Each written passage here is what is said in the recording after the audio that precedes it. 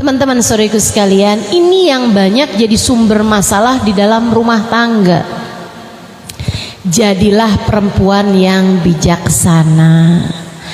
Kalau suami lagi nggak mau cerita, ya udah biarin, jangan dipaksa.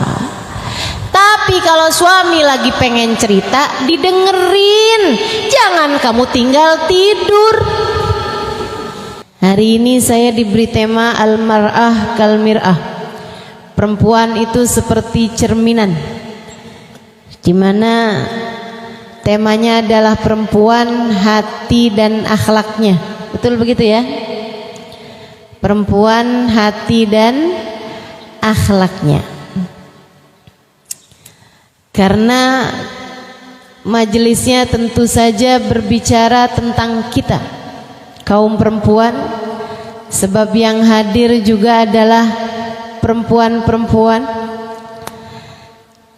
Mengambil dari hadisnya Nabi besar Muhammad sallallahu alaihi wasallam, al-mar'atu imadul bilad, idza salahat salahatil bilad, wa idza fasadat fasadatil bilad. Kamu, saya, perempuan-perempuan, Nabi berkata tentang kita, al-mar'ah, perempuan itu imadul bilad, tiangnya negara. Kalau perempuannya benar, negaranya bakal benar. Kalau perempuannya rusak, perempuannya hancur, maka akan rusak pulalah, akan hancur pulalah negaranya. Indonesia, nasibnya Indonesia ini tidak bergantung kepada pejabat-pejabatnya, tidak bergantung kepada pengusaha-pengusahanya, bahkan tidak bergantung kepada para ulama-ulamanya, tapi lebih kepada perempuan-perempuannya. Begitu yang disampaikan Nabi besar Muhammad sallallahu alaihi wasallam. Bengkulu ini nasibnya enggak hanya bergantung kepada pemerintahannya, tapi lebih bergantung kepada perempuan-perempuan di kota Bengkulu.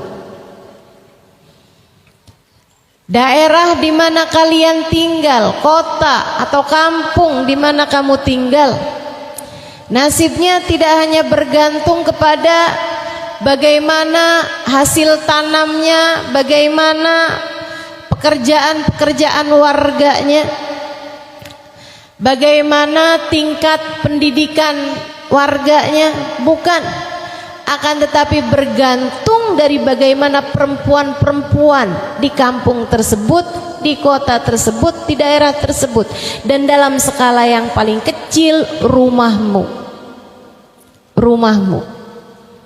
rumah tanggamu yang kamu tinggal di dalamnya, seperti apa nilainya, kayak apa, bagus gak bagusnya rumah tersebut, tidak bergantung kepada sang ayah sebagai imam dalam rumah tangga, akan tetapi lebih bergantung kepada bagaimana perempuan, istri, ibu di dalam rumah tersebut. Imadul bilad, kata Nabi Muhammad, tiangnya negara. Kalau bagus, benar semuanya. Kalau rusak, rusak semuanya. Bu, sebuah bangunan tuh bisa jadi nggak punya pintu yang bagus, tapi kalau tiangnya kuat, bangunannya akan tetap berdiri. Sebuah rumah tuh bisa jadi atapnya bocor, tapi selagi tiangnya masih kuat, rumahnya akan tetap berdiri. Bahkan rumah tuh kalau temboknya dihancurkan, rumahnya nggak roboh. Temboknya aja yang dihancurkan, rumahnya nggak roboh. Kenapa gitu? Sebab yang berpengaruh dalam sebuah bangunan bukan temboknya, bukan atapnya, bukan pintunya, apalagi sekedar jendelanya, melainkan yang berpengaruh adalah tiangnya. Nabi menyebut dirimu sebagai tiang. Kita nih para perempuan, Nabi sebut kita sebagai tiangnya. Maka yang benar jadi tiang, biar bisa menopang semua yang ada dalam bangunan.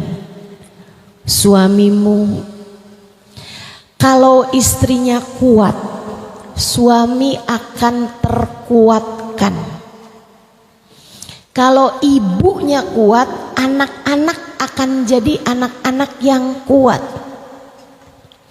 Tapi kalau istrinya lemah, istrinya suka marah-marah, ibunya lemah, ibunya suka nggak bagus berperilaku kepada anak-anaknya, orang tua perempuan, ibu ataupun pendamping perempuan, yaitu istri, apabila ia bagus semua yang ada dalam bangunan, bagus semua yang ada dalam keluarga. Tapi jika rusak pula lah, hancur pula lah yang ada dalam keluarga. Karenanya kita nih sebagai umat Islam, sebagai umatnya baginda kita Nabi besar Muhammad, Nabi menyebut kita sebagai tiang. Kita harus benar, kita harus bagus, kita harus kuat, kita harus kokoh sebagai tiang. Coba lihat diri kamu yang Nabi Muhammad sebut sebagai tiang. Ini kalau dari skala 0 paling gagal, 10 paling berhasil, kira-kira kalau boleh nilai diri kamu jadi tiang, nilainya berapa?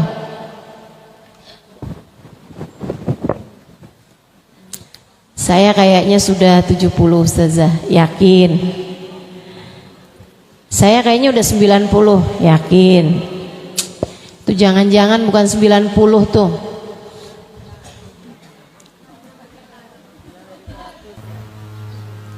Mungkin baru 1 atau 2 aja ini ya. Dan mudah-mudahan kita semuanya bisa dipilih Allah Subhanahu wa taala sebagai tiang-tiang yang kuat insyaallah. Amin ya rabbal alamin. Saudaraku sekalian yang saya muliakan, jadi ini perempuan imadul bilad, tiangnya negara. Tiangnya atau boleh juga dibahasakan sebagai mir'ah. Kalau mir'ah itu cermin. Artinya kalau kamu kuat, suamimu akan kuat, anak-anakmu akan kuat, yang ada dalam rumah akan kuat. Kalau kamu lemah, cerminan kan? Kalau kamunya lemah, maka yang lain-lainnya juga akan ikut-ikut melemah bersama dengan dirimu itu. Karenanya perempuan ini mesti pinter-pinter jaga diri, mesti pinter-pinter jadi perempuan-perempuan yang kuat. Sama kayak tiang. Tiang itu nggak harus cakep. Tiang bahkan kadang-kadang nggak kelihatan dalam sebuah bangunan. Tapi kamu kalau jadi tiang, tiang itu harus kuat. Bangunan kalau dari batu bata, tiangnya nggak mungkin dari kerupuk. Betul gak? Bangunan kalau dari batu bata, tiangnya nggak mungkin dari tepung.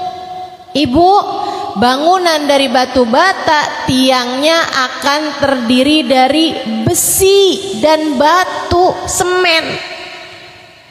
Yang namanya tiang tuh harus yang paling kuat.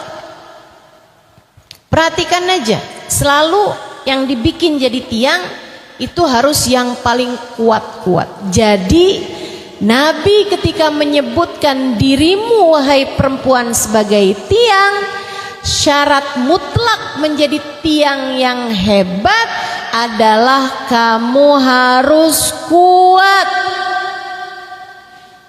Saya sampaikan kepadamu karena saya sayang kepadamu, wahai umat Nabi Muhammad.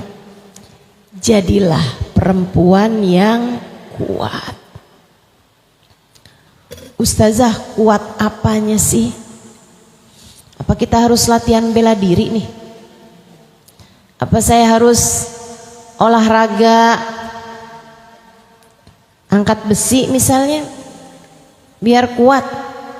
Apa kita harus kuat itu jadi kita bisa tonjok suami kita, bisa pukul anak-anak kita gitu? Bukan begitu teman-teman. Kuat itu bukan orang yang mampu untuk mengalahkan orang lain di ring tinju. Kata Nabi Muhammad, orang yang kuat bukan al-musari', bukan orang yang bertarung di medan tinju, walakin kata Nabi Muhammad, akan tetapi orang yang kuat adalah orang yang dapat mengalahkan hawa nafsunya sendiri, dapat mengalahkan emosinya sendiri. Jadi kalau saya boleh mudahkan kepada ibu-ibu, kuat itu bukan kuat badan, melainkan kuat hati. Hatimu harus jadi hati yang kuat. Tapi kan kita perempuan nih lemah Ustazah. Kita gampang baper. Baper tahu? Bawa perasaan. Ada orang liatin kita mukanya gak enak, kita langsung lebih gak enak lagi. Kita ngelihat anak kita nangis, kita udah sedih. Kita ngelihat suami kita mukanya murung, kita lebih murung lagi, lebih pusing lagi. Saya ngerasa hati saya sangat lemah Ustazah. Kita perempuan mudah terbawa emosi. Gimana caranya biar kita jadi perempuan-perempuan yang kuat? Bu, ada seorang anak. Dia bilang, bapaknya bilang sama dia, "Nak, naiklah ke atas gunung sana." Anaknya bilang, "Saya nggak kuat ayah." "Coba, pakailah semua daya upayamu." Dia naik, anak kecil, umur 3 tahun 4 tahun. Dia naik sebentar, kemudian dia terjatuh. "Tuh kan ya, saya nggak kuat." "Pakai segala daya upayamu nak, semua kekuatan kamu pakai." Dia jalan lagi, jatuh lagi. "Saya nggak kuat ayah." "Pakai semua kekuatan kamu." "Udah, saya udah pakai semua kekuatan saya dan saya nggak kuat." Bapaknya bilang, "Belum. Kamu belum pakai semua kekuatan kamu karena kamu belum minta tolong sama ayah untuk mengangkat kamu naik ke atas." Ini yang sering kita anggap sebagai bukan kekuatan kita. Kita ini semuanya tercipta lemah. Khuliqal insanu dha'ifa. Manusia itu semuanya diciptakan lemah. Nah, kalau Allah meminta kita untuk menjadi tiang yang kuat, pakailah sedaya upayamu kekuatan. Dan di antara kekuatan yang terbesar adalah kekuatan iman, kekuatan doa, kekuatan minta tolong kepada Allah Subhanahu wa ta'ala. Ini yang sering kamu lupakan. Ibu-ibu saudariku sekalian, doamu jangan hanya sekedar. Doa adalah semua yang kamu perlukan. Adik-adik santri, jangan jauh-jauh dari doa. Para ustazah, jangan jauh-jauh dari doa. Ibu rumah tangga, jangan jauh-jauh dari doa. Para istri, jangan jauh-jauh dari doa. Disitulah sumber kekuatanmu yang sesungguhnya. Minta kepada Allah untuk membuatmu mampu minta kepada Allah untuk membuatmu kuat. Katakan kepada Allah, ya Allah, aku lemah, tapi bersamaku ada Engkau zat yang maha kuat. Aku berharap kekuatanmu menguatkan kelemahanku ya Allah. Minta sama Allah. Mintanya yang benar-benar, jangan sambil lalu aja. Ustazah, saya tiap habis sholat doa kok. Gimana doanya? Rabbana atina fid dunya hasanah wa fil akhirati hasanah wa qina adzabannar. Bu, malaikat aja bingung nyatetnya di doa apaan ya?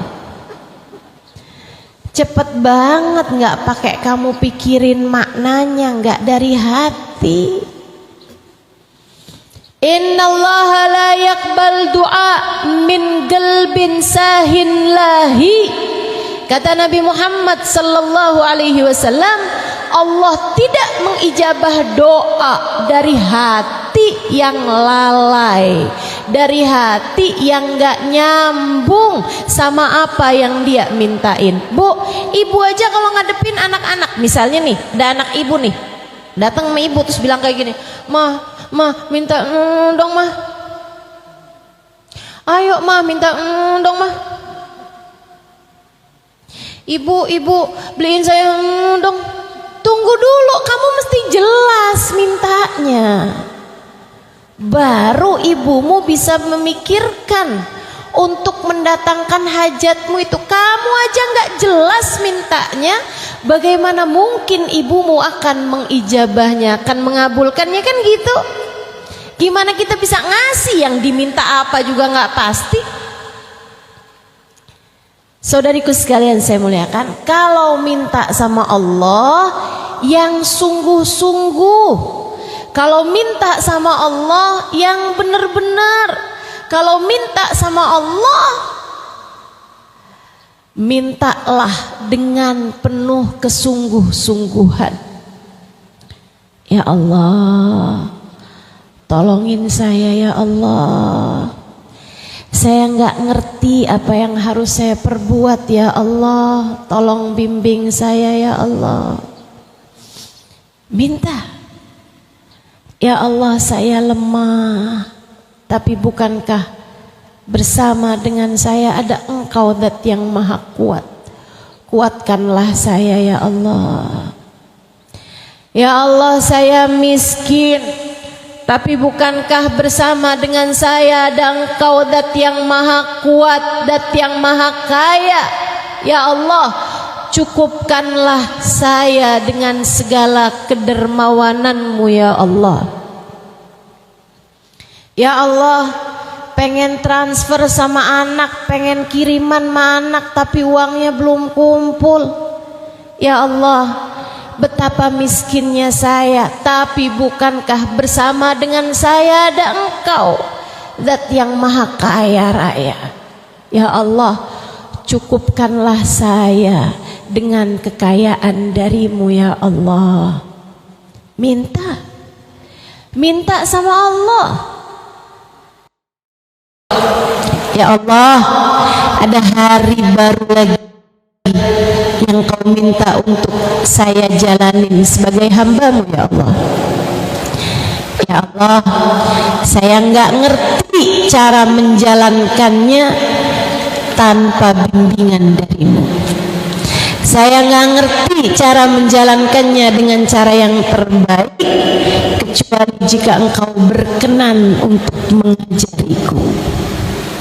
Ya Allah, bimbinglah aku biar dapat mengerjakan hari ini dengan cara yang terbaik, biar bisa berbicara dengan bahasa yang baik, biar bisa berpikir dengan pemikiran yang baik, biar bisa merasa dengan hati saya dengan rasa yang baik.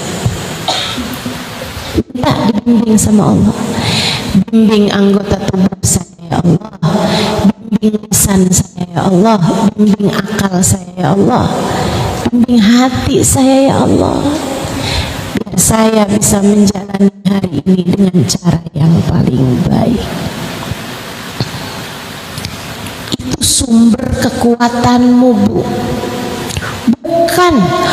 Bukan dengan kamu marah-marah sama suami, bukan dengan kamu menuntut kepada suami, kamu nih laki-laki macam apa, bukan dengan begitu, bukan sama anak-anak, bukan dengan kamu ngomel-ngomel sepanjang hari, bukan.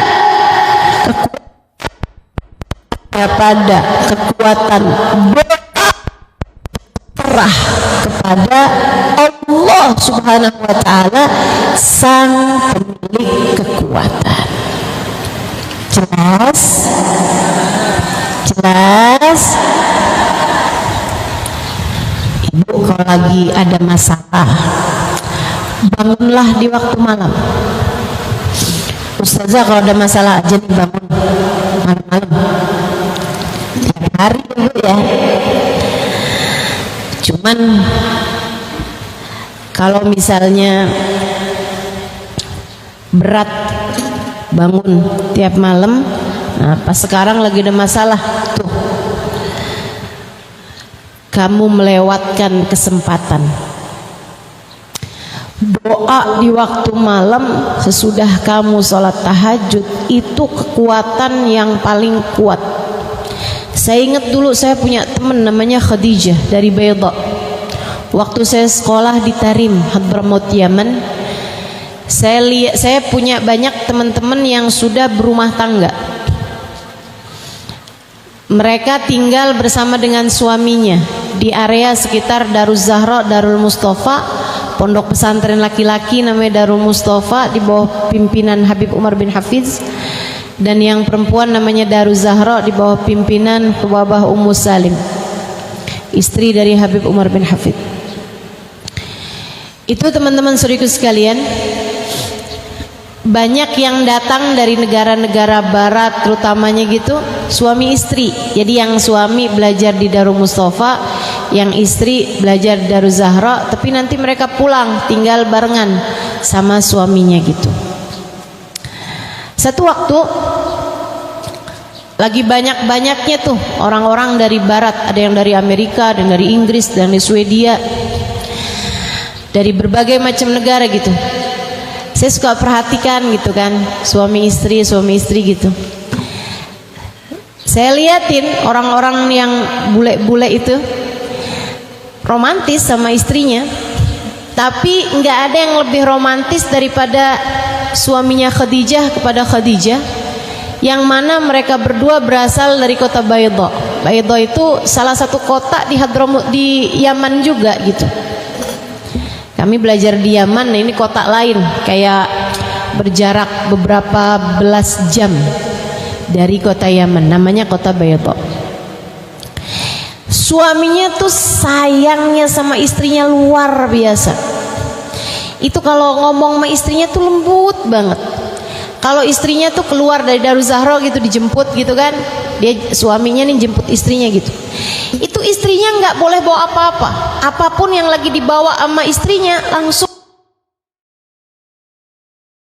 diambil sama suaminya, kayak dimanjain banget gitu istrinya oleh suaminya. Sampai saya suka godain gitu, wah Khadijah nih ya kurang digendong doang nih sama suaminya nih. Satu hari saya ingat waktu itu saya sambil nyetrika baju gitu satu ruangan, saya ngobrol sama dia. Saya bilang, Khadijah, suami kamu tuh baik banget ya sama kamu. Dia senyum-senyum gitu. Terus dia bilang, iya, alhamdulillah suami saya baik. Itu juga nilai lebih ternyata. Karena di Indonesia ini nih banyak kalau saya bilang gitu kan sama orang-orang gitu, saya bilang, suami kamu kelihatannya baik ya. Kelihatannya aja tuh ustazah. Depan ustazah mah dia baik, di rumah lain lagi tuh ustazah.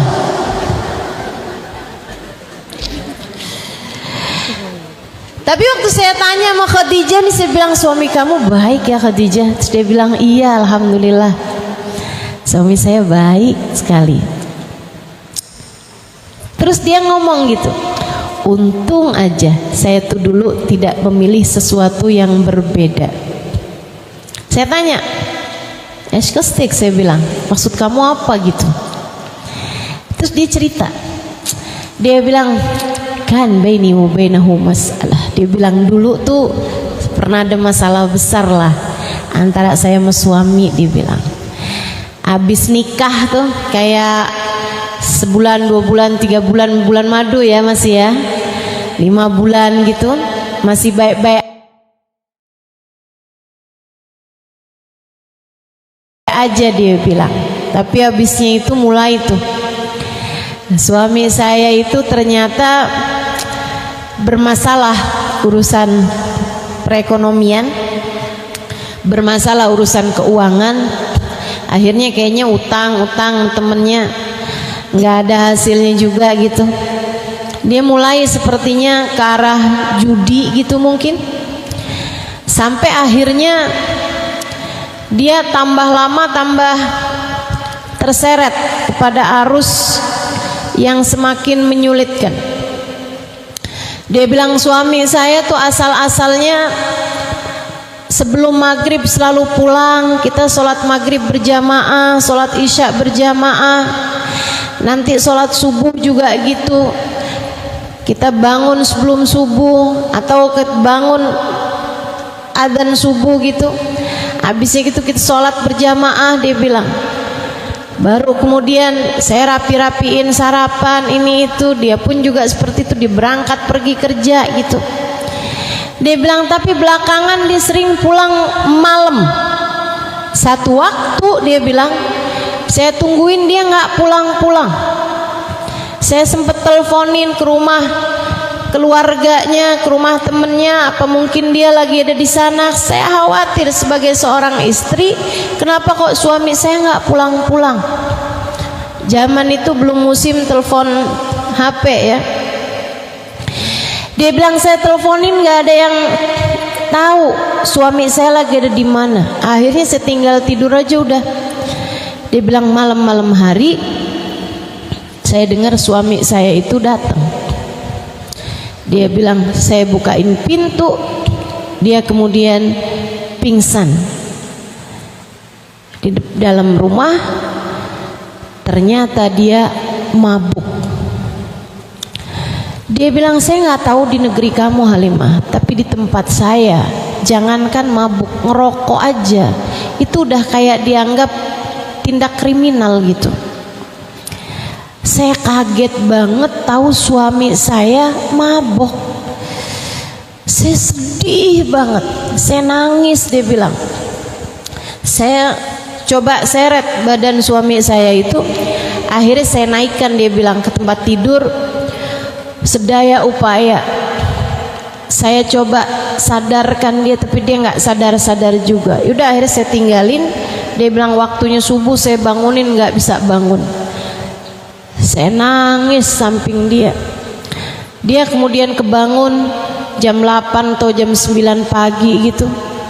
Saya minta dia untuk sholat subuh, dia pun juga langsung qadha sholat subuhnya.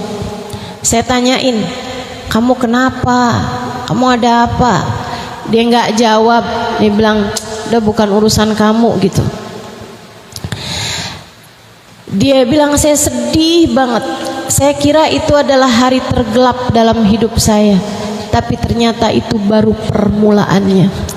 Besok-besok harinya terkadang suami saya bahkan tidak pulang berhari-hari. Dia bilang saya susah banget. Saya akhirnya datang ke seorang ustadz. Saya tanya nih gimana masalahnya, keadaan rumah tangga saya ini. Ustadz tersebut bilang kalau kamu mau sabar, sabar aja. Tapi kalau kamu mau minta cerai sama suami kamu, kamu udah boleh menuntut perceraian. Saya bilang rasanya kayak saya belum berjuang gitu. Jadi saya bilang ya udah dah, saya mau berjuang aja. Dia bilang saya ambil alih. Saya tahu nih urusan rumah tangga ini masalahnya ada pada urusan perekonomian kami, urusan keuangan kami. Saya tahu nih suami saya nih yang masalah kayaknya urusan ekonomi. karena dia udah mulai jual-jual barang. Akhirnya saya pun juga ambil alih, saya kerja. Saya tanya, memang kamu kerja apa? Karena di tempat dia itu, bahkan di Yaman secara umum itu jarang perempuan bekerja. Jadi saya tanya, kamu kerja apa gitu?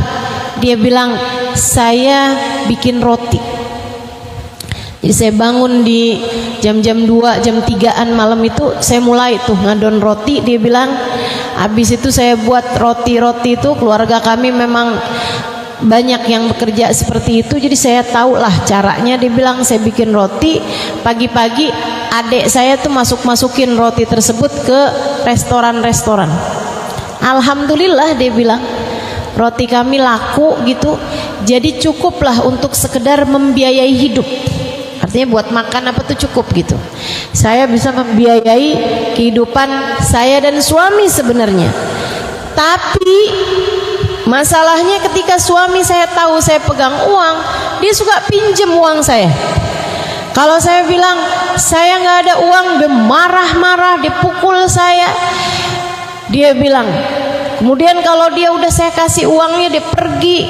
Saya nggak ngerti, mungkin dipakai judi atau dipakai apa. Ya Allah, saya sedih banget.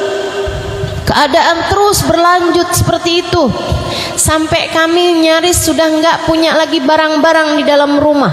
Perhiasan udah saya jual, apa semuanya udah saya jual. Dia bilang, saya tetap berusaha untuk bersabar, tapi keadaan nggak ada juga gitu jalan terangnya. Akhirnya saya tanya lagi sama ustadz yang lain, semuanya jawabannya sama. Kalau kamu mau sabar, silahkan sabar. Kalau kamu mau cerai, silahkan cerai.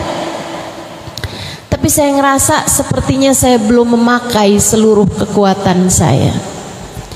Saya memutuskan untuk mulai bangun tahajud dan sungguh-sungguh serius berdoa kepada Allah.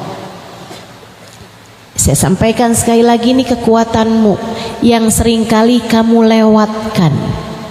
Kamu kalau ada masalah, seringnya yang kamu pikirin jual ini, jual itu, atau datang ke sini, datang ke situ, minta tolong sama si ini, minta tolong sama si itu. Betul? Iya.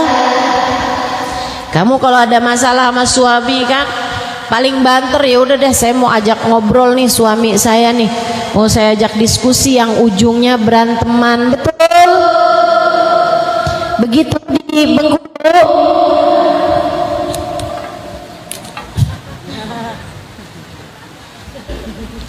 Yuk, abis ini kita mau ganti caranya. Kita mau ganti cara kita menjalani kehidupan. Kita mau ambil peluang mencari sumber kekuatan yang selama ini seringkali kita lewatkan. Sumber kekuatan kita adalah Allah. Mintalah kepada Allah. Dekati Allah, dekati Allah, dekati Allah. Dia bilang, saya pun mulai bangun tahajud. Emang udah bangun malam tuh, biasanya bikin roti aja. Kali ini dia bangun, habisnya dia bikin rotinya itu mengembang, dia tinggal tahajud. Dia bilang berapa rakaat, habis itu angkat tangan dengan linangan air mata. Dia bilang, ya Allah, sayangi saya, sayangi suami saya ya Allah. Jadikan kami hamba-Mu yang baik ya Allah. Kasihani suami saya ya Allah, jadikan dia hamba-Mu yang baik.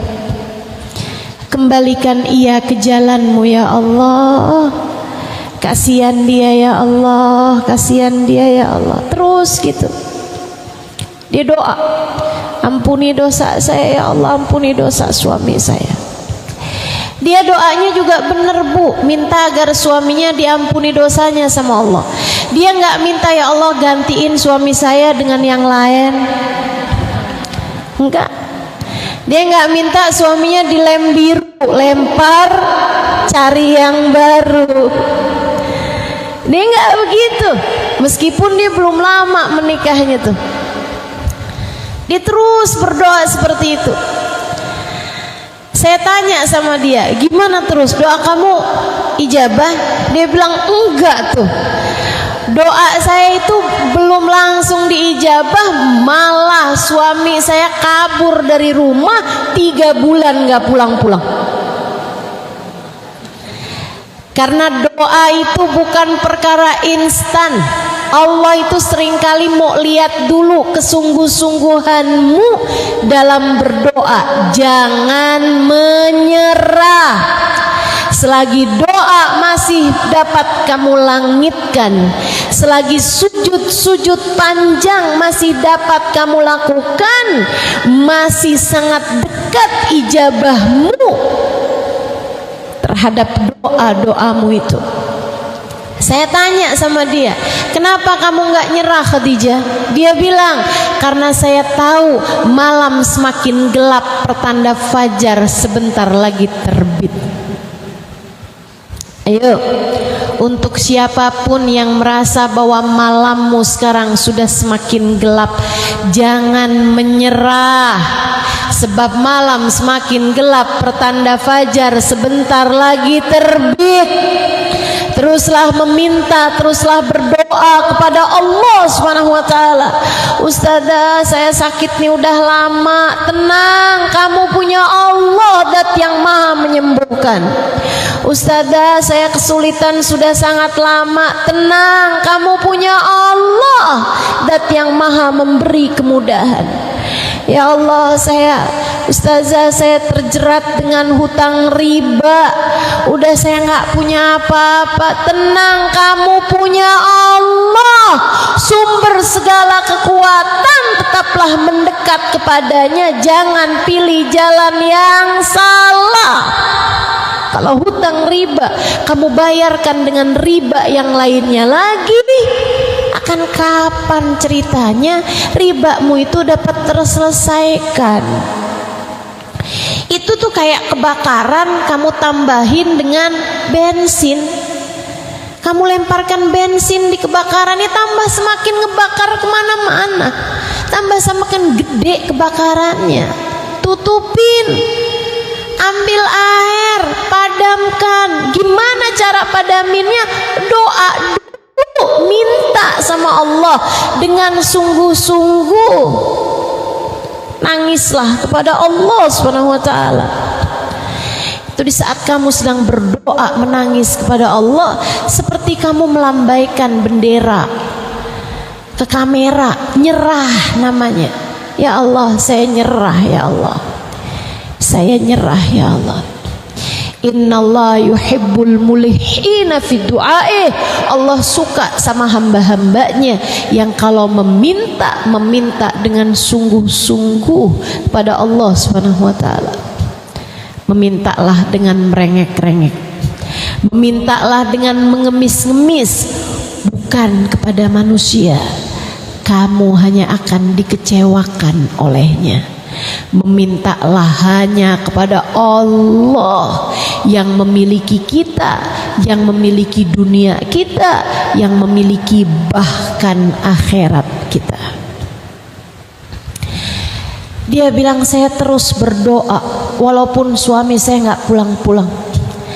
Tapi Masya Allah, memang karena suami saya kabur nggak pulang-pulang itu, akhirnya teman-temannya, keluarganya pada tahu. Akhirnya pada cari tahu, akhirnya pada nutupin utang-utang dia gitu. Jadi suami saya pergi, malah hutang-hutangnya pada dibayarin sama orang-orang. Karena suami saya memang pada dasarnya orang yang sangat baik sama orang-orang. Jadi akhirnya mereka pada ngebantuin, dia bilang. Saudara-saudaranya pada ikut bantuin, keluarganya pada ikut bantuin, teman-temannya yang dulu dia pernah buat baik sama mereka pada bantuin. Terus saya tanya, hingga akhirnya fajar kamu terbit beneran Khadijah? Dia bilang iya. Satu hari saya udah tidur, udah berapa bulan suami saya nggak pulang. Suami saya yang memang masih punya kunci rumah, dia datang. Dia datang duduk di pinggiran tempat tidur. Terus kaki saya digerakinnya, dia bangunin saya. Saya bangun. Terus dia nggak mau liatin muka saya gitu, kayak sambil nunduk aja. Saya duduk di sisi pembaringan, saya tanya, kamu udah pulang? Terus suami saya balik tanya sama saya, kamu masih istri saya bukan? Saya bilang, lah iya, yang punya hak cerai kan kamu. Saya akan jadi istrimu selagi kamu belum menceraikan saya. Terus dia bilang, maksud saya kamu masih mau gak jadi istri saya? Saya senyum, saya liatin wajah dia, gak kayak waktu masa-masa sebelum dia pergi. Saya lihat wajahnya gak terawat sebenarnya, tapi pandangan matanya teduh, kayak ada harapan dan kedamaian dalam mukanya, kayak ada kesedihan tapi bukan kemarahan di wajahnya. Jadi saya bilang, tentu saja saya mau jadi istri kamu. Dia bilang, kalau gitu siap-siap ya, hari ini kita akan berangkat. Kemana? Dia bilang, ke tempat Habib Umar bin Hafiz di Tarim, tempat kami belajar. Saya sudah sering dengar nama Habib Umar dan sering saya dengarkan kajian-kajiannya di internet. Dia bilang, terus akhirnya saya tanya, emangnya kamu ketemu sama Habib Umar? Iya, saya ketemu, dan saya udah bilang bahwa saya akan bawa istri saya kemari untuk tinggal di sana. Habib Umar bin Hafid, bawalah istri kamu kemari, dan kamu nggak usah khawatir terhadap keuangannya. Kamu kerja aja sama saya, kata Habib Umar. Saya tanya, kerja apa Bib? Jadi tukang roti di dapur saya, tukang bikin roti di dapurnya Habib Umar. Dia bilang, alhamdulillah, saya seneng banget hari itu kami berdua berangkat hijrah dari Baito ke Tarim. Dia bilang, kami berdua naik mobil nggak pakai AC, panas banget, tapi saya merasakan kedamaian yang luar biasa. Saya dapetin suami saya, doa-doa saya untuknya telah diijabah oleh Allah. Allah telah mengembalikan suami saya kembali ke jalan Allah. Allah telah menjadikan suami saya kembali ke jalan Allah. Allah tuh punya segala macam cara buat mengijabah doa-doa kita, bahkan buat memberi solusi terbaik atas permasalahan kita. Kita lemah, kita juga bodoh, kita seringkali tidak mengerti, tapi Allah Maha Tahu, Allah Maha Mengerti. Maka serahkan segala urusanmu kepada Allah. Sebab kalau kamu serahkan semua urusan kamu kepada Allah, kamu benamkan permasalahanmu dalam sujud-sujud panjangmu kepada Allah Subhanahu wa taala, kamu larutkan semua permasalahan hidupmu dalam doa-doamu kepada Allah Subhanahu wa taala, lihatlah, masalah yang berat akan jadi jauh lebih ringan. Masalah yang ruwet akan lebih mudah terurai. Masalah-masalah yang sulit, yang pelik, ternyata ia akan diubah Allah menjadi sesuatu yang sangat mudah. Bahkan kelabu langit hidupmu perlahan-lahan akan Allah geser hingga bahkan kamu akan melihat ada pelangi berwarna-warni di langit hatimu itu. Allah Maha Rahman, Allah Maha Rahim, Allah Maha Sayang kepada hamba-hambanya. Masalahnya cuma satu, kamu datang kepada Allah, kamu mendekat kepada Allah, atau kamu selama ini lebih memilih menjauh dari Allah Subhanahu wa ta'ala dan kamu tidak pernah datang kepadanya. Mintalah kekuatan dari Allah lewat doa, lewat sholat, lewat datang terus-terusan kepada Allah. Insya Allah. Saudaraku sekalian saya muliakan, itu satu. Kemudian yang kedua, hanya ada 3 hal aja. Kalau kamu pengen bisa jadi perempuan yang kuat, pengen bisa jadi tiang yang bermartabat, pengen jadi hamba Allah Subhanahu wa ta'ala yang betul-betul solehah, yang jadi pusat pandangan Allah Subhanahu wa ta'ala kepadamu, Allah rahmati, Allah sayangi kamu, itu kamu mesti punya 3 hal ini nih. 1 tadi tuh, kekuatan doa, kekuatan iman, kekuatan berserah kepada Allah Subhanahu wa ta'ala Jalla Jalaluhu wa ta'ala azamatuh. Kemudian teman-teman sekalian, yang kedua, kamu harus punya akhlak yang bagus. Akhlakmu itu loh, perlakuanmu itu loh, kamu harus perbaiki. Ustazah, rumah tangga saya berantakan, saya udah doa, saya udah minta sama Allah Subhanahu wa ta'ala, tapi kok kayaknya tetap berantakan ya rumah saya. Nah, coba kamu liatin, kamu sama suami kayak gimana? Enggak, saya tegur sudah seminggu. Gitu akhlakmu sama suami. Kalau kamu akhlaknya nggak baik, saudaraku sekalian, perlakuanmu nggak baik, ya susah hidupnya mau jadi bener. Kalau kamu kepengen bisa jadi tiang yang kuat, bisa jadi cermin yang indah, sebab al-mar'ah kal mir'ah, perempuan adalah cermin. Saudariku sekalian, yang selain daripada kamu minta kekuatan dari Allah lewat doamu, lewat ibadahmu, lewat sholatmu, yang kedua yang harus kamu lakukan adalah perbaikilah akhlakmu. Akhlak itu sumbernya dari hati. Hatimu itu loh, bersihkan, jangan terisi kebencian kepada hamba-hambanya Allah. Kalau ada orang jahatin kamu, ya nggak apa-apa, ambil pelajarannya aja, tapi nggak usah balas kejahatannya dengan kejahatan yang lain. Jangan. Kalau ada orang yang bikin salah kepadamu, ya nggak apa-apa, namanya orang bikin salah kan biasa-biasa aja. Betul nggak Bu? Wajar nggak sih kalau ada orang bikin salah sama kita? Wajar, biasa-biasa aja. Harus jadi siapa kita sampai berharap semua orang baik semua sama kita? Bu, manusia paling baik namanya Muhammad. Manusia paling mulia namanya Sayyidina Muhammad. Manusia paling agung namanya baginda kita Nabi besar Muhammad. Apakah ada orang yang berbuat jahat kepadanya? Banyak.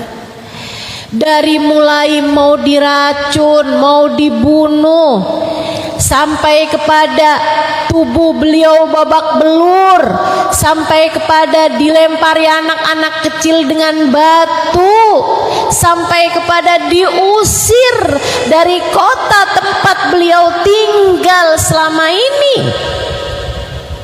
Semuanya pernah dijalani sama Nabi kita Muhammad sallallahu alaihi wasallam.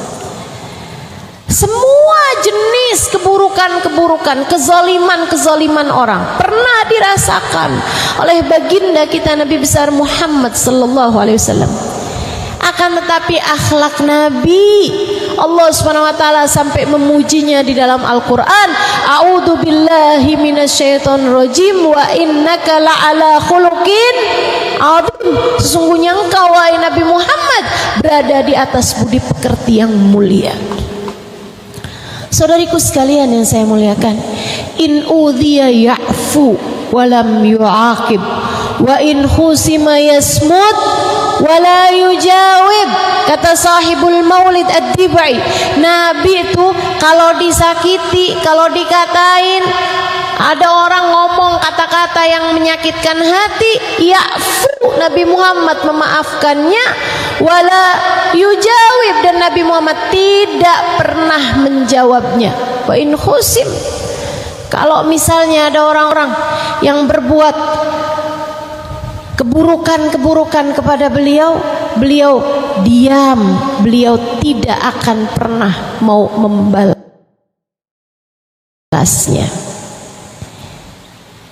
Kamu kalau kepengen jadi tiang yang bagus, jadi cermin yang bagus, jadi perempuan yang solehah, jadi perempuan yang disayang Allah, jadi perempuan yang selamat hidup dunia dan akhiratnya, milikilah akhlak yang baik. Dijahatin orang gak apa-apa, yang penting kita jangan. Ada orang yang ngata-ngatain kita, gak apa-apa, yang penting kita jangan. Ada orang yang berkata kasar kepada kita, gak apa-apa, yang penting kita jangan. Ustazah, kalau suami gimana? Ya sama, suami marah-marah biarin aja, yang penting kamu jangan. Jangan gak bales ya Ustazah? Jangan, jangan dibales, bukan jangan gak bales ya, apa-apa. Lagian ya Bu ya, ini saya kasih tahu, orang tuh kalau marah-marah itu biasanya karena kecewa. Kecewanya tuh bukan sama kita. Kita nih dimarah-marahin sama suami. Suami mungkin kecewa sama kita, tapi kecewanya sama kita mungkin 10%, gak nyampe 20%.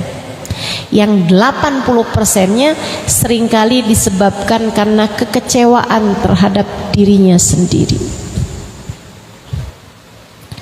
Kok Ustazah bisa bilang gitu? Saya perhatikan diri saya sendiri. Saya kalau marah itu biasanya saya perhatiin nih, bukan karena kemarahan saya terhadap seseorang gitu, enggak, tapi kemarahan saya terhadap diri saya sendiri. Makanya saya belajar untuk tidak pernah marah terhadap apa yang terjadi pada diri saya. Saya belajar untuk memaafkan ketidakmampuan, keterbatasan, kekecewaan saya terhadap diri saya sendiri dengan cara qanaah, terima, ridho dengan apapun yang diberikan Allah Subhanahu wa taala kepada kita. Bu, makanya kenapa orang kalau lagi sakit gigi gampang marah? Betul? Kenapa orang kalau lagi sakit gigi gampang marah? Ngelihat anak ketawa dia yang marah. Kenapa bisa begitu? Karena kemarahannya sama anaknya tersebut tuh 10-20% gak nyampe. Yang 80%-nya adalah kemarahan terhadap dirinya sendiri. Karena rasa sakit yang sedang dia alami membuat dia marah, gak nyaman sama apa yang terjadi pada dirinya.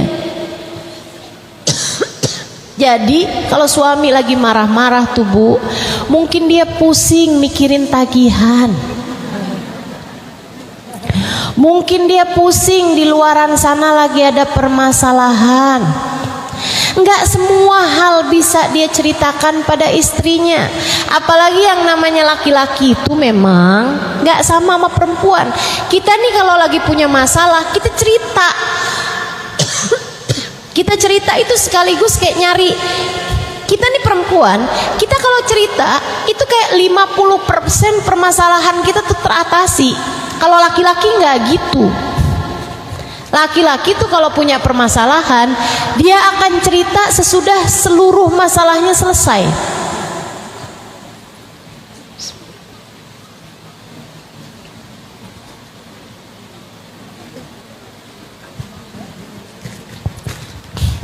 Jadi kan kita ini perempuan ya, kita suka kalau punya masalah kita cerita, termasuk pada suami kita gitu.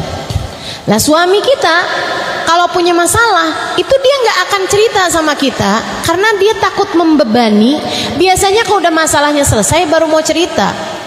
Kita kan nggak ngerti nih. Akhirnya kalau kita ngelihat suami kita marah-marah, kita akan bilang, kamu lagi ada masalah ya, cerita dong sama saya. Suaminya nggak mau cerita. Jangan-jangan kamu udah cerita sama perempuan yang lain. Haduh, ini akhirnya kamu jadi perempuan yang menyebalkan. Teman-teman saudariku sekalian, ini yang banyak jadi sumber masalah di dalam rumah tangga. Jadilah perempuan yang bijaksana. Kalau suami lagi nggak mau cerita, ya udah biarin, jangan dipaksa. Tapi kalau suami lagi pengen cerita, didengerin. Jangan kamu tinggal tidur. Kemarin tuh ada masalah, apaan? Iya tuh, kamu tahu kan si itu.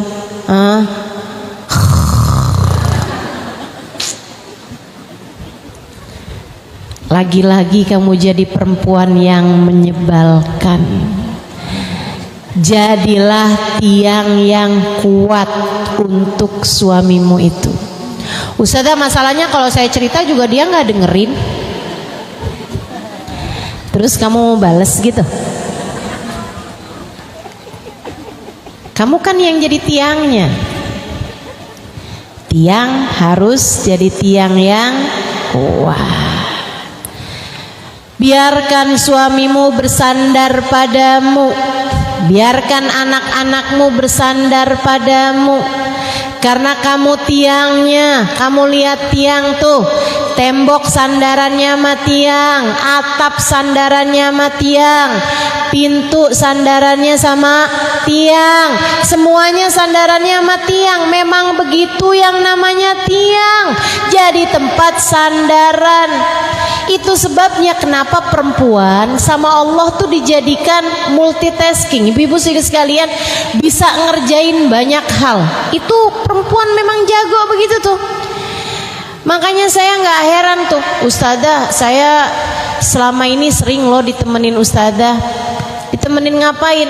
Nyetrika sambil masak sambil nyuci. Wih, keren. Jadi itu ya, perempuan-perempuan di rumah sambil masak, masaknya nunggu mateng tuh, dia bisa tuh nyetrika. Abisnya itu tuh baju juga udah sempet dia masukin tuh ke mesin cuci. Dia sambilan nyetrika, sambilan juga ada masakan yang lagi dimasak, sambilan juga dia nyuci, sempet-sempetnya dengerin saya di YouTube. Masya Allah, luar biasa. Habis itu ada anaknya nangis, itu bisa masakannya nggak gosong, setrikannya nggak gosong, baju yang dicuci juga baik-baik aja, gitu kan? Dan masih tetap nyambung tuh sama omongan saya di YouTube. Keren, luar biasa. Laki-laki jarang yang bisa ngerjain kayak begitu tuh. Biasanya kalau fokus kepada satu hal yang lain nggak jadi terkerjakan gitu. Tapi perempuan memang punya kemampuan yang lebih. Kenapa? Karena perempuan memang seharusnya menjadi tiang, tempat sandaran untuk segala macam urusan. Diperlukan akhlak yang baik. Hadapi suamimu dengan baik. Yang senyum, Bu, kalau ngadepin suami, Bu. Senyum sama suami, bahasamu yang bagus. Ya, kalau ngomong sama suami bahasanya yang bagus. Jangan kalau ngobrol sama suami urusan angka aja. Tagihan kurang sekian, urusan biaya anak sekolah sekian, urusan sekian, beliin pulsa saya sekian. Suami tiap ngeliat angka aja yang dilihat. Tiap bilang saya mau ngomong sama kamu, udah kebayangnya urusan angka tuh, ya ampun. Ini duitnya dari mana nih? Kesian. Padahal ibu-ibu saudaraku sekalian, Allah tuh seneng sama suami istri yang bercanda. Kamu kapan terakhir bercanda sama suamimu?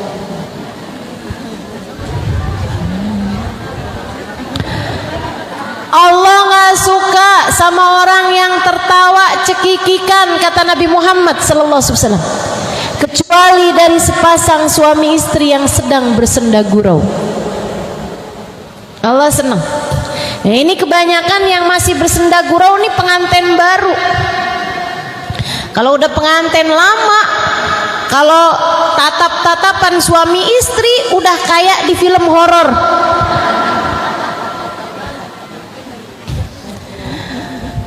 Udah tuh, sampai suaminya nggak tertarik menonton film horor. Seserem-seremnya hantu, istri saya jauh lebih menyeramkan lagi. Enggak gitu. Ayo bercanda sama suami, ngomong yang bagus sama suami. Ibu-ibu sekalian, kita punya contoh-contohnya nih. Sayyidah Fatimah sama suaminya Bu bercanda. Sayyidina Nabi Muhammad sallallahu alaihi wasallam bersama dengan Sayyidah Khadijah, bersama dengan Sayyidah Aisyah, beliau bercanda. Ibu-ibu sekalian, perempuan-perempuan solehah, laki-laki soleh bersama dengan suaminya, mereka tertawa-tawa. Lo kamu mau jadi nyeremin gitu sama suami, kamu mau ngikutin siapa?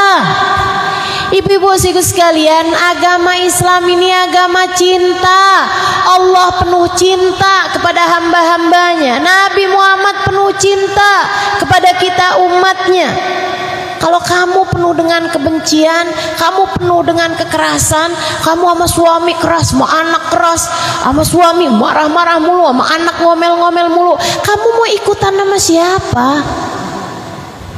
Nggak ada loh contoh perempuan solehah yang galak sama suami, itu nggak ada. Jangan kamu jadikan yang di sinetron-sinetron itu sebagai guru-guru kamu dalam kehidupan. Nggak usah. Kita punya guru kehidupan Sayyidah Khadijah, kita punya guru kehidupan Sayyidah Fatimah, kita punya guru kehidupan Sayyidah Aisyah, orang-orang mulia yang kata-katanya luar biasa indahnya.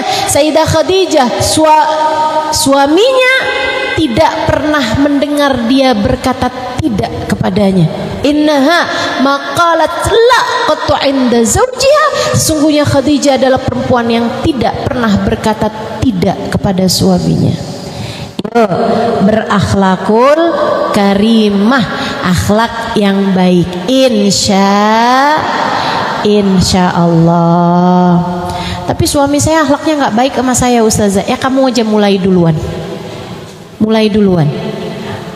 Tapi kan sabar ada batasnya Ustazah. Siapa bilang? Iya katanya gitu, sabar ada batasnya. Lah kamu sabarnya setipis tisu, jadinya kan cepet banget itu habisnya. Saudaraku sekalian saya muliakan, emang Ustazah sabar tuh sebenarnya ada batasnya apa enggak? Ada, yaitu ketika mati. Selagi kamu masih hidup, kamu masih punya kesabaran untuk kamu gunakan dalam berbagai macam ujian yang datang dalam kehidupan. Sabar ada batasnya ketika kamu mati. Selagi hidup kamu masih punya kesabaran untuk kamu pergunakan. Nggak ada batasnya. Batasnya sampai mati. Jadi yang sabar terus saja, pakai kesabaranmu, yang sabar terus saja. Mulai dari dirimu sendiri. Nih Bu, saya kasih tips. Saya pernah lihat teman saya bikin kue. Oh, ininya gede banget tuh tempatnya tuh. Tengahnya ada mixer. Teman saya masukin telur, masukin tepung, masukin gula, masukin margarin. Udah tuh masukin, terus habis itu potnya gede banget. Mixernya tuh sama dia ditaruh doang di tengah-tengahnya, nggak digerak-gerakin gitu, nggak diputer-puterin, taruh aja di situ. Saya tanya, ini kan kamu mau ngaduk ini kan, mau kamu jadiin adonan? Dia bilang iya. Kok kamu nggak gerak-gerakin mixernya? Iya nggak apa-apa Ustazah, biarin aja di situ di tengah. Nanti kalau dia terus bergerak, yang lain akan ikut-ikutan bergerak juga. Saya pikir masa sih? Jadi saya liatin aja. Pertama tuh yang gerak tengah-tengahnya. Lama-lama ketika yang tengah-tengahnya bergerak, itu yang samping-sampingnya ikutan bergerak. Lama-lama tuh yang sampingnya lagi ikut bergerak terus saja. Ketika ini terus bergerak, yang lain-lain semuanya akan ikut bergerak. Subhanallah, sampai yang pojok-pojok, pinggir-pinggir tuh semuanya ikut bergerak juga semuanya, sampai akhirnya semuanya jadi nyatu. Saya bilang, wah bener nih ya, kita tuh dalam hidup kayak begitu tuh. Kamu kalau ingin menuju kepada kebaikan, gak usah gimana saya mau jadi baik kalau suami saya gak baik, gimana saya mau jadi baik kalau anak-anaknya udah berantakan semuanya, percuma kalau saya sendiri aja yang baik. Enggak Bu, kamu mulai aja dulu. Kamu liatin, kalau kamu kuat dan terus bergerak, nanti lama-lama anak-anak akan ikut-ikutan jadi baik bersama dengan kebaikanmu. Nanti suamimu akan ikut-ikutan bergerak dalam kebaikan bersama dengan kebaikanmu. Semuanya akan ikut-ikut serta dalam kebaikan bersama dengan kebaikan-kebaikanmu. Teruslah bergerak. Mulai dari hal-hal yang kecil-kecil. Misalnya belajar untuk lihat suami senyum, lihat anak-anak senyum. Kamu bisa kok. Emang bisa Ustaz? Bisa. Cobain aja. Cobain. Nanti pulang-pulang tuh kamu lihat anak kamu senyum gitu. Ntar anak nanya gitu, Mama kenapa Mas senyum? Mama seneng nak punya anak kamu, makasih ya sayang. Alhamdulillah kita jadi umatnya Nabi Muhammad. Alhamdulillah. Senyum. Seneng dengernya. Itu kan makan bersama di rumah senyum, liatin keluarga gitu. Ntar kamu pas berduaan sama suami, kamu liatin dia sambil senyum. Dia nanya, kamu senyum kenapa? Mau minta transferan? Enggak. Kok kamu senyum-senyum gitu kenapa? Saya seneng jadi istri kamu, makasih ya. Betapa inginnya suamimu mendengarmu berkata seperti itu. Ayo, ayo, mulai perubahan dari dirimu dan teruskanlah perbuat perubahan baik tersebut, dan lihat betapa nanti semuanya akan ikut bergerak bersama dengan kebaikanmu. Salah satu dari perubahan penting untuk kamu lakukan adalah kerjakan sholat dengan berjamaah di dalam rumahmu. Kerjakan sholat dengan berjamaah di dalam rumahmu. Bu, saya punya guru namanya Hubabah Maryam. Dulu waktu beliau masih ada, beliau beberapa kali datang ke Indonesia dari Madinah. Beliau tinggal di Madinah, berapa kali datang ke Indonesia. Ketika beliau datang di Indonesia, saya yang mendampingi beliau, saya yang menerjemahkan beliau. Ibu sekalian, beliau banyak sekali dicurhati permasalahan dalam rumah tangga. Cuman masalahnya yang mau curhat kan nggak ngerti bahasa Arab, Hubabahnya nggak ngerti bahasa Indonesia. Jadi perlu saya untuk bisa menerima atau mendengarkan curhatan tersebut di antara Hubabah dan orang itu. Jadinya saya waktu itu baru nikah, dengerin permasalahan rumah tangga banyak orang. Dari semua permasalahan-permasalahan tersebut, itu Hubabah seringkali tanya, kamu di dalam rumah sholat berjamaah nggak sama suami? Enggak Hubabah, kami sholatnya sendiri-sendiri. Kata Hubabah, mulailah dengan sholat berjamaah. Saya pernah nanya sama Hubabah, apa kaitannya Hubabah antara sholat berjamaah dengan permasalahan rumah tangga? Hubabah Maryam bilang, Halimah, kamu nggak pernah tahu apa ada hadisnya Nabi Muhammad, la yusawwuna sufufakum aw la yakhtalifanna qulubakum. Ratakan saf kalian dalam sholat berjamaah, atau jika tidak hati kalian akan bercerai-berai. Kalau orang sholat berjamaah tapi safnya nggak bagus aja, hati bisa bercerai-berai. Bagaimana pula dengan yang tidak sholat berjamaah? Hatinya cerai-berai. Suami istri itu mesti ada waktunya. Walaupun misalnya suami saya sholatnya di masjid Ustazah, tapi kan nggak semua sholatin di masjid. Kadang-kadang kan ada waktunya dia pulang dari kerjaan misalnya gitu, sehingga harus sholat di rumah. Tuh sholatlah dengan berjamaah sama suami. Kadang ada waktunya suami lagi kurang sehat mungkin, sehingga nggak pergi ke masjid, sholatnya di rumah. Sholatlah kamu bersama dengan dia gitu. Sholat berjamaah bikin hati jadi nyatu. Sholatnya jangan sendiri-sendiri, sholatlah dengan berjamaah. Anak-anak juga sholat dengan berjamaah. Sorry sekalian saya muliakan, yang terakhir, jadi itu ya, satu, kekuatan kamu ada pada Allah Subhanahu wa ta'ala. Berdoa, sujud, sholat adalah saatmu meminta dengan sungguh-sungguh kepada Allah Subhanahu wa ta'ala. Yang kedua, akhlak kamu mesti bagus sama siapapun. Anak yang bagus, jangan ngomong kasar sama anak, jangan pernah doa buruk buat anak, Bu. Ini saya akan sampaikan dengan sangat keras kepadamu. Haram berdoa buruk buat anak-anakmu. Saya sampaikan haram agar kamu tidak menyesal. Sekesel apapun sama anak, jangan pernah berdoa buruk, jangan pernah sumpahin anak. Jangan, nanti kamu yang nyesel sendiri.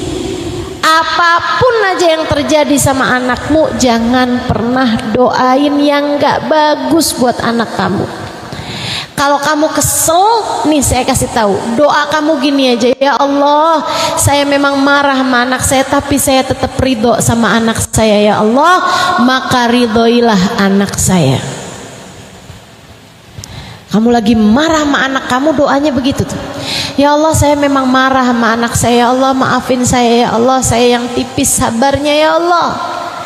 Ya Allah, saya memang marah sama anak saya, ya Allah, tapi saya tetap ridho sama anak saya, maka ridhoilah anak saya, ya Allah. Bukankah keridhoanmu ada pada keridhoan saya, ibunya? Saya ridho sama anak saya, maka ridhoilah anak saya. Sebab kalau kamu ridho sama anak kamu, Bu, Allah akan ridho sama dia. Kalau Allah ridho, Allah akan mudahkan baginya jalan menuju surga.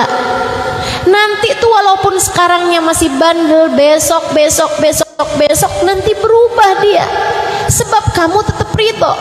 Tapi kalau kamu udah bilang, ya Allah, saya nggak ridho sama anak saya, ibu kamu nggak ridho, Allah nggak ridho. Kalau Allah nggak ridho, Allah akan tutupkan pintu surga baginya, Allah akan bukakan pintu neraka baginya, hingga akhirnya tambah lama, tambah bejat saja anakmu itu. Nanti kalau dia yang nggak bagus jalan hidupnya, nggak bagus nasibnya, jadi salah jalannya, yang nyesel selain dia kan kamu sebagai ibunya. Kamu tentu nggak bisa milih anak-anakmu, itu adalah hadiah yang Allah berikan kepadamu. Kamu nggak bisa milih, saya maunya anaknya yang itu aja dah, nggak mau yang ini bandel nih anak saya. Nggak bisa kan? Urusannya panjang sampai ke negeri akhirat. Sayangi anak kamu, sayangi, doain yang baik-baik terus. Jangan pernah habis kesabaranmu terhadap anakmu itu. Yang baik akhlak kamu terhadap anakmu, yang sayang sama anak, insya Allah. Terakhir, ibu-ibu saudariku sekalian, yang banyak sholawatan. Nah, kalau kamu kepengen jadi tiang yang kuat, kalau kamu kepengen jadi cermin yang bersih, kalau kamu kepengen jadi wanita yang solehah, maka saran saya untukmu, yang pertama adalah berdoa, milikilah kekuatan berserah kepada Allah Subhanahu wa taala dan keimanan kepada Allah Subhanahu wa taala yang baik. Yang kedua, akhlakmu jadikanlah akhlak yang terpuji. Yang terakhir, ibu-ibu sekalian, banyakin sholawat. Deketin dirimu dengan Nabi besar Muhammad. Sebab Nabi itu Nabi yang sangat sayang kepada umatnya. Nanti kalau dilihat, sia nih umatnya nih, sia nih umatnya nih, nanti nabinya akan memohonkan kepada Allah Subhanahu wa taala agar kamu diberi kekuatan, agar kamu jadi perempuan yang soleha. Nah, doanya Nabi Muhammad mustajab. Caranya biar kamu didoain sama Nabi Muhammad adalah dengan kamu memperbanyak membaca sholawat. Jadi kalau lagi ada banyak masalah, banyakin baca sholawat. Selain daripada dua hal tadi tuh, banyakin doa, bagusin adab, juga banyakin sholawat.